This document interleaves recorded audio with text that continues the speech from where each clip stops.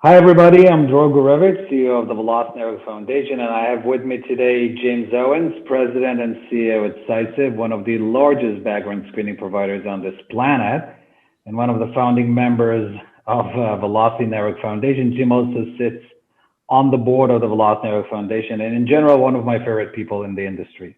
Jim, thank you for joining us. Thanks. It's nice to be here. Okay, so we're here to talk about Cisive, Velocity Network, and all things blockchain for HR. And why don't you start with presenting yourself and how did you end up in the background screening space? It's an interesting question. If you look at my background, I was a submarine officer in the United States Navy for 10 years. I don't know how in the heck I ended up in this space. No, really.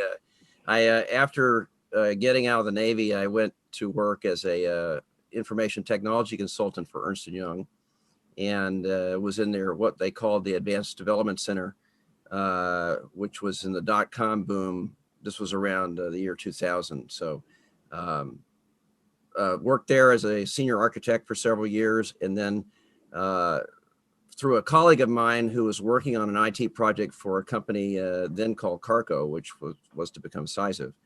A colleague of mine was working on that project, and they said, "Hey, we're looking for a new CIO because we need someone that could carry us into the next century." And they brought us together, and I talked to the owner and the then president, and decided to get out of the consulting business and go to work for a background screening company, largely to solve their technology problems. But so that's how I got into the background screening business. And after working for several years as the CIO, I became the chief operating officer and then later the CEO. I've been there for 18 years. So Amazing. yeah, it really is. It's an interesting industry.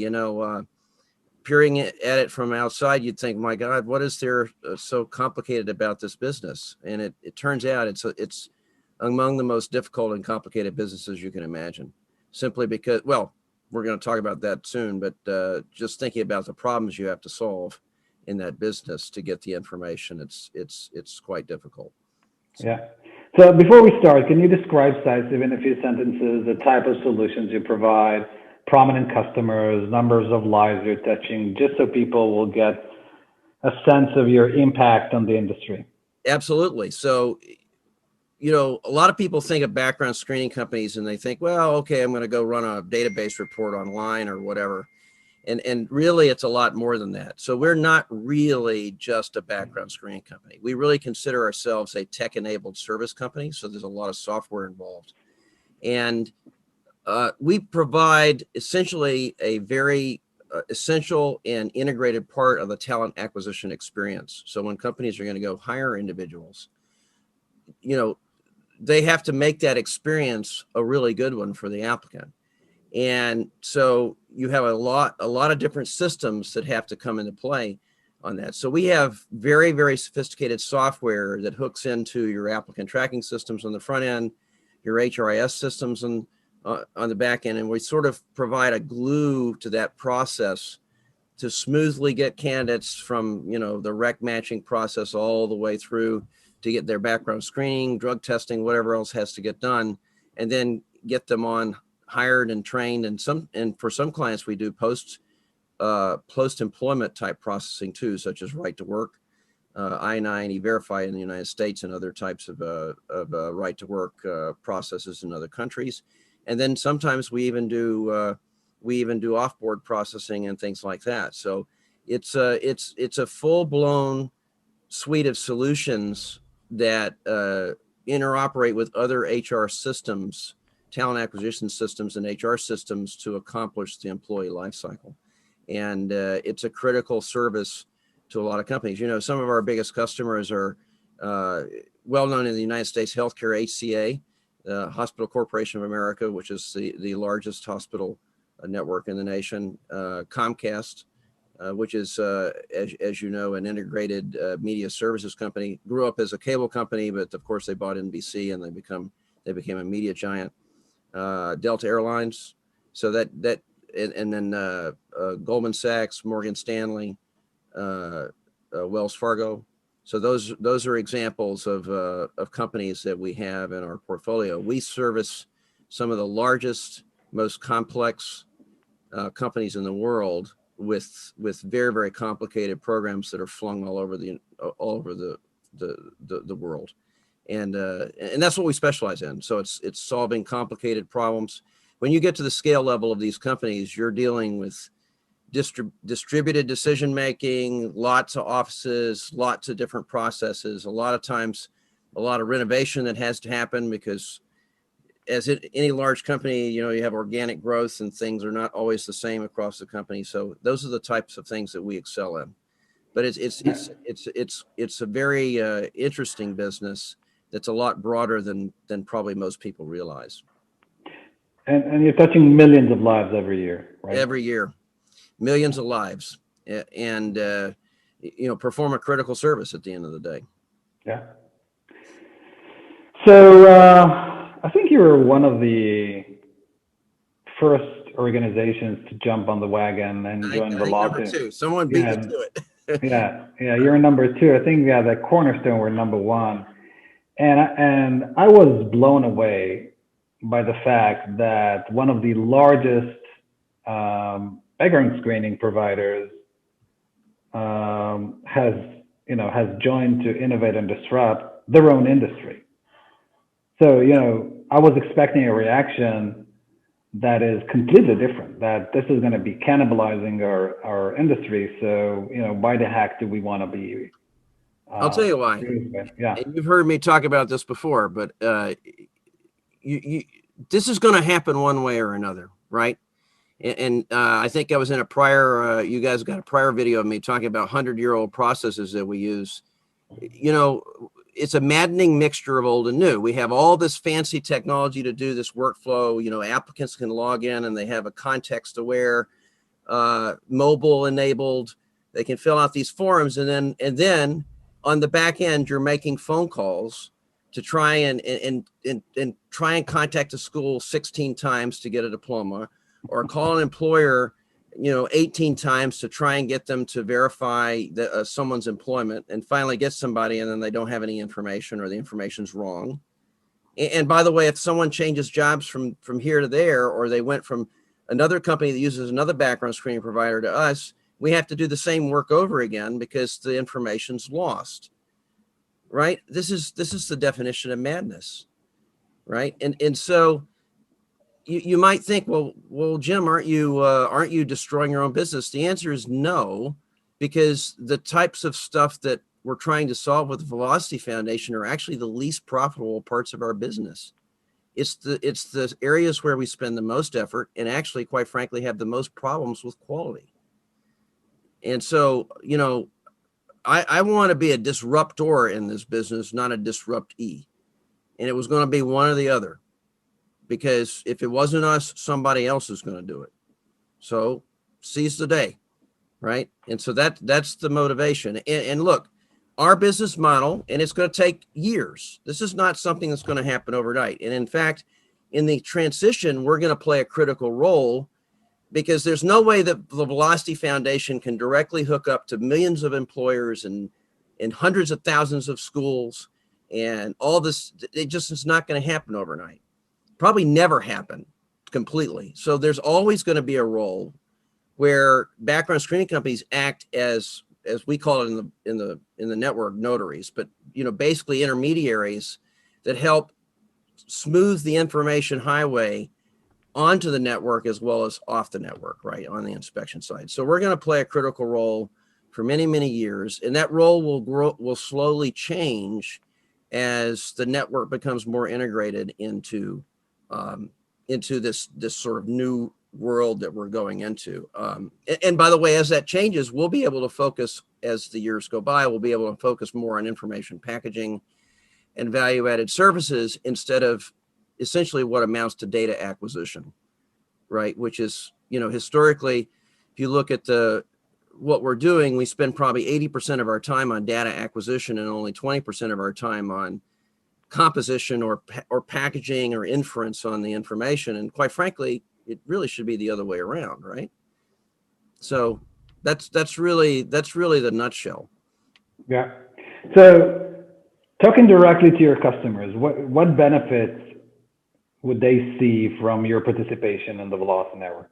So what's going to happen in the short to medium term as we get this spun up and we start to actually be able to both inject and use data that's on the network, it's going to have an efficiency increase because essentially you're not having to do work over and over again. Now that will be limited at first, but as time goes on, our backgrounds are going to be less expensive to produce. They're going to be higher quality, and they're also going to take less time. And by the way, in the talent acquisition business, time is money, right?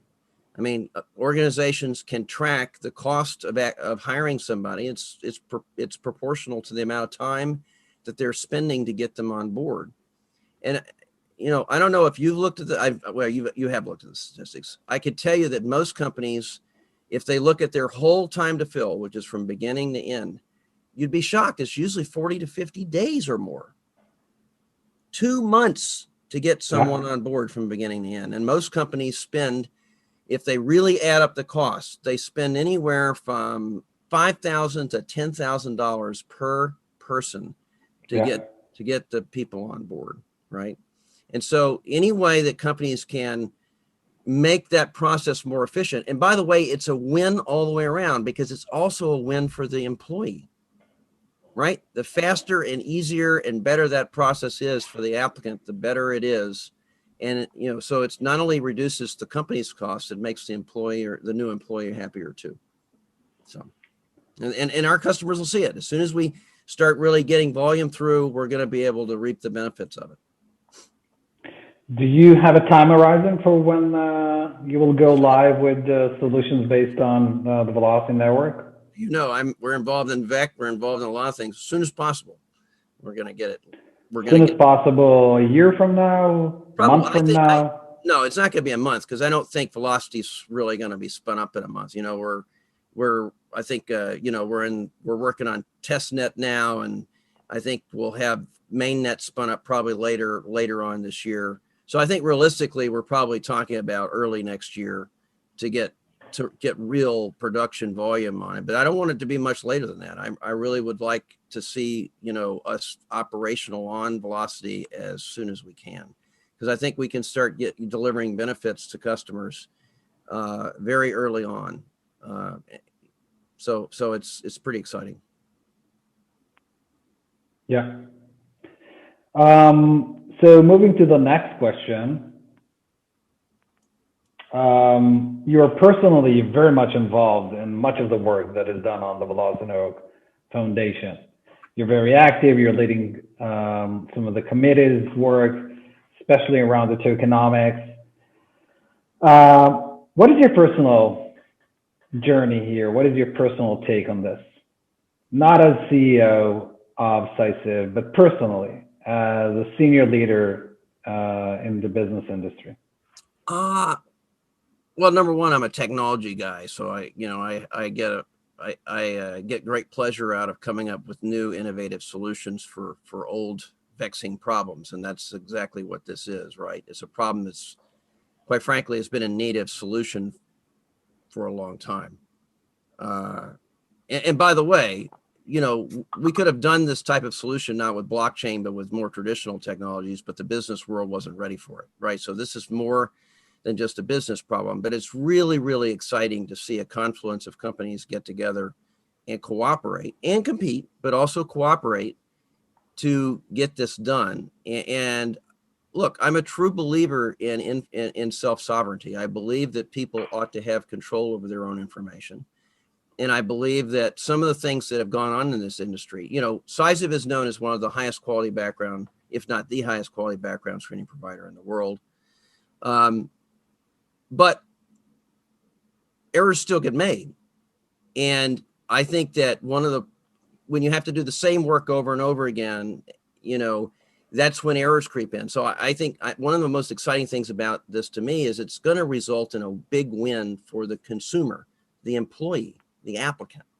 And to me, that's exciting. That's a real step change, real innovation in our business, right? This is the real, quite frankly, the first real generational change in our business in a long, long time. And it actually goes in the right direction. It goes in the direction of improving the experience, improving the quality level, a win for the applicant, right? Some of the changes that have happened in the past in our industry have actually gone in the opposite direction.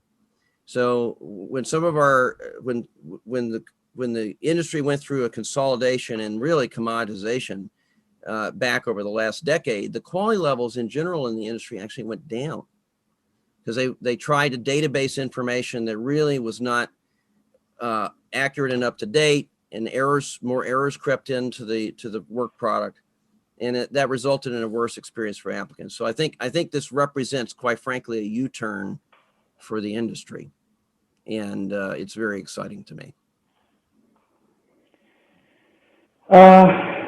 No, I totally agree.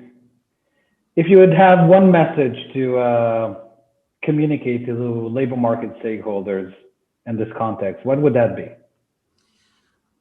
I say read up on the Velocity Network and join, because I think that, of all the and we're in the Wild West, right? I think you've said that too. This is still the early innings of this transformation, and there are other initiatives that are going on across the world, not just this one. Although I think Velocity by far is the most promising, precisely because it's brought the leading players together to solve this problem. And I think, I've said it before, it's not just a technology problem, it's a business problem. And, you have to have a consortium, to use that word, of companies come together to work together to solve it. It's not just a technology problem. And so I think the more interest and participation we can get from different aspects of the entire human resources, people and culture, if you want to call it that, even broader area. I think that's what's going to ensure the success of the foundation, and also improve the products that each one of these companies are offering. This is it for us on this session. Thank you so much, Jim. This has been super interesting, and thank you so much for your insights. I really enjoyed it, and we'll probably be talking very soon. Thank you, people, for listening in. For more content and talks with thought leaders like Jim, follow Velocity Network Foundation on social media. See you soon, everybody. Thank you very much.